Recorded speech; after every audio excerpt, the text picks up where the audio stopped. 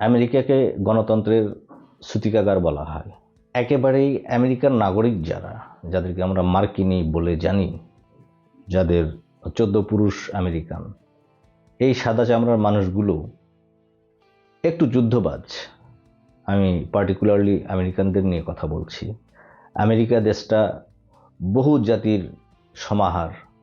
সেখানে পৃথিবীর বলতে গেলে এমন কোনো দেশ নেই যেখান থেকে একজন হলেও বসবাস করে না, অর্থাৎ আমেরিকাতে বসবাস করে না। আমেরিকা পুরো পৃথিবীর মোড়ল, প্লাস এই দেশে পুরো পৃথিবী থেকেই লোকজনের বসবাস। এই মার্কিন জাতি অর্থাৎ জেনুইন আমেরিকান যারা, তাদের একটি স্বভাব আপনারা খেয়াল করলে দেখতে পাবেন। আমেরিকার যে প্রেসিডেন্ট যত বেশি উগ্র কথা বলে, যুদ্ধভাজ মনোভাব দেখায়, সে ডেমোক্রেট হোক আর রিপাবলিকান হোক, সে নির্বাচিত হয়। এটা আমেরিকানদের রক্তেই আছে।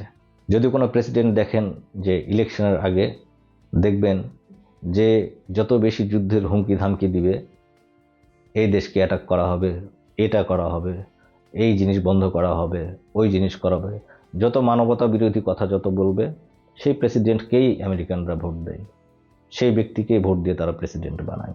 একটি জিনিস খেয়াল করে দেখবেন, আমেরিকার জাতীয় নির্বাচনের আগে যে প্রার্থী, সে ডেমোক্রেট হোক বা রিপাবলিকান হোক, যত বেশি উগ্র মানসিকতা দেখাবে, দেশপ্রেম দেখাবে, কিন্তু মানবতা বিরোধী কথাবার্তা বলবে, আমেরিকানরা তাকেই ভোট দেয়।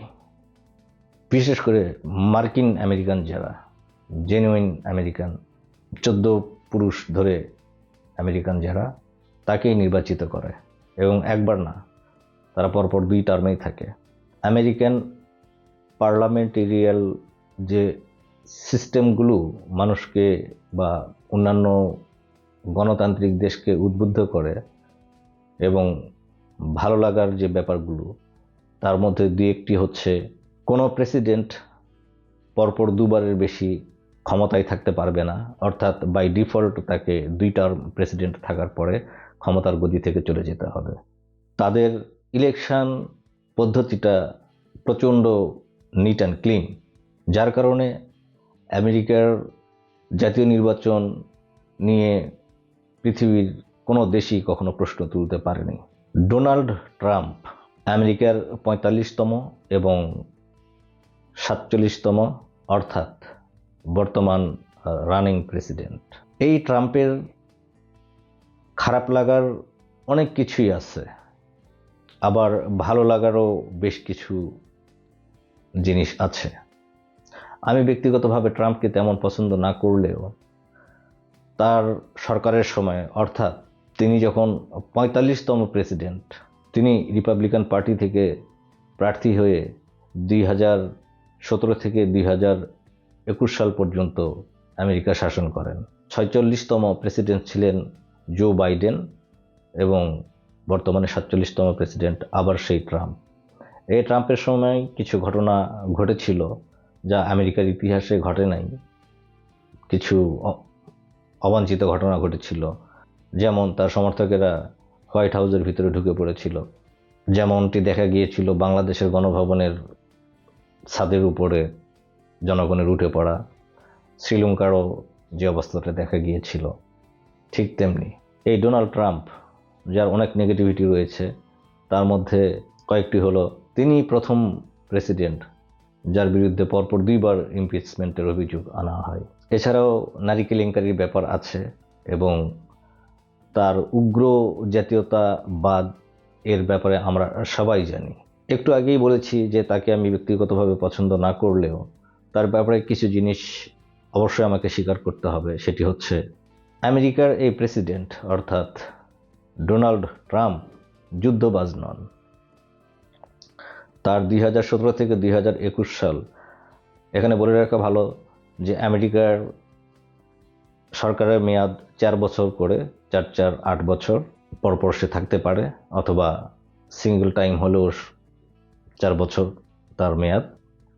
তার সেই সময়ে আমেরিকা কোনো দেশের সঙ্গে যুদ্ধে জড়িয়ে পড়ে নাই। যুদ্ধ এই শতাব্দীতে আমরা কেউই চাই না।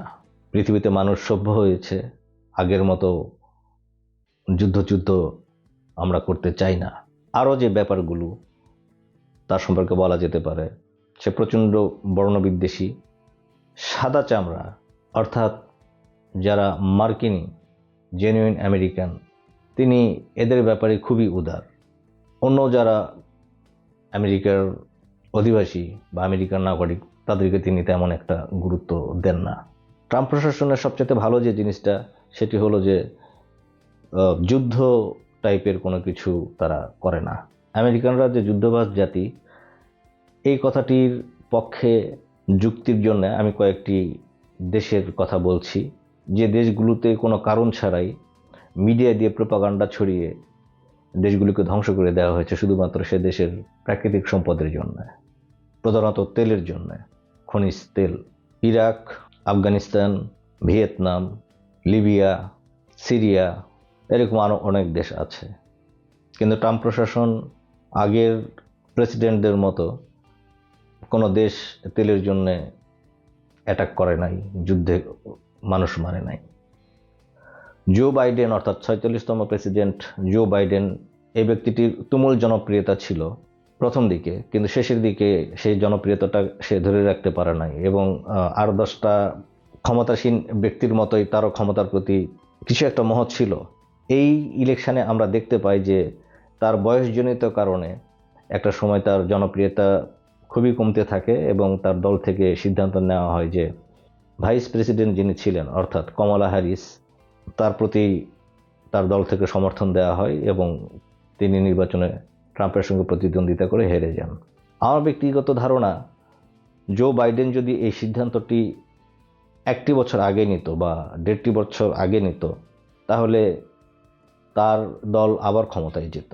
কমলা হ্যারিস সময়ই পান নাই যে তার নিজের প্রচারণা চালানোর। তারপরেও 3 মাস বা 4 মাস এরকম সময় হাতে পেয়ে যতখানি করার, যতটুকু ভোট কাস্ট করেছে, এটাই অবাক করার মতো। জো বাইডেন প্রশাসন তার একটি ভালো কাজ এবং একটি মন্দ কাজ আমি বলতে চাই। সে ক্ষমতায় আসার পরপরই আফগানিস্তান থেকে তার সৈন্য প্রত্যাহার করে নেয়, তার দেশের সৈন্য প্রত্যাহার করে নেয়, সেখানে যুদ্ধটা বন্ধ করে। এটা ছিল একটা ভালো দিক। আর মন্দ দিকটি হলো, বিশেষ একটি দেশের যুদ্ধের ব্যাপারে তার নির্বাক থাকা এবং তার প্রশাসনের সমর্থন দেওয়াটা। সেই দেশের নামটি আমি বলতে চাচ্ছি না, আপনারা সবাই জানেন। কিছুদিন আগে যুদ্ধবিরতি হয়েছে এবং আমরা শান্তি চাই। আশা করি এই যুদ্ধবিরতিটা দীর্ঘ হবে এবং যুদ্ধটা শেষ হবে। বর্তমানে ইউক্রেন এবং রাশিয়া যুদ্ধ চলছে। ট্রাম্প প্রশাসন ক্ষমতা গ্রহণ করার পরপরই রাশিয়ার প্রেসিডেন্ট ভ্লাদিমির পুতিন একটি কথা বলেছিলেন যে যদি সেই সময়ে, অর্থাৎ যখন ইউক্রেন এবং রাশিয়া যুদ্ধে জড়িয়ে পড়ে, যদি ট্রাম্প প্রশাসন থাকতো, তাহলে হয়তো যুদ্ধটা এড়ানো যেত, অর্থাৎ ইউক্রেন এবং রাশিয়া যুদ্ধে জড়িয়ে পড়তো না। কথাটি হয়তো বা সত্য, হয়তো বা নয়, আমি মনে করি 99% কথাটি সত্য। কোনো এক অজানা কারণে বাইডেন প্রশাসন বিশেষ এই যে দেশ যেটা যুদ্ধবিরতি চলছে, সে ব্যাপারে সেই দেশের সরকারকে সাপোর্ট দিয়ে গিয়েছে এবং আমেরিকা রাশিয়ার যুদ্ধকেও সে থামাইতে পারে নাই। বর্তমানে ট্রাম্প প্রশাসন আর যেটাই হোক, অন্ততপক্ষে কোনো দেশের সঙ্গে যুদ্ধে জড়াবে না, এটা আমার ধারণা নয়, আমার বিশ্বাস। এই লোকটার অনেক খারাপ কাজ থাকতে পারে, অনেক ভুল ডিসিশন থাকতে পারে। ক্ষমতায় আসার প্রথম দিনেই সে 11টি মিথ্যা কথা বলেছেন। অর্থাৎ আমি বলতে চাচ্ছি, আর যাই করুক, সে যুদ্ধটা এড়িয়ে যাবে, কোনো দেশের সঙ্গে সে যুদ্ধে জড়াবে না। কিন্তু তার কিছু ভুল পদক্ষেপও ভাবার মতো, যেটি অত্যন্ত উদ্বেগের। কারণ আমেরিকা এমন একটি দেশ যেখানে অভিবাসী অনেক, এবং তাদের বিরুদ্ধে সে যে, অর্থাৎ তাদেরকে বিতাড়িত করার যেটা হঠাৎ করেই হাতে নেওয়া হয়েছে, এটা অনেক মানুষকেই, অনেক পরিবারের জন্য একটা অস্বস্তির কারণ এবং ভয়ঙ্কর একটা কারণ হয়ে দাঁড়িয়েছে।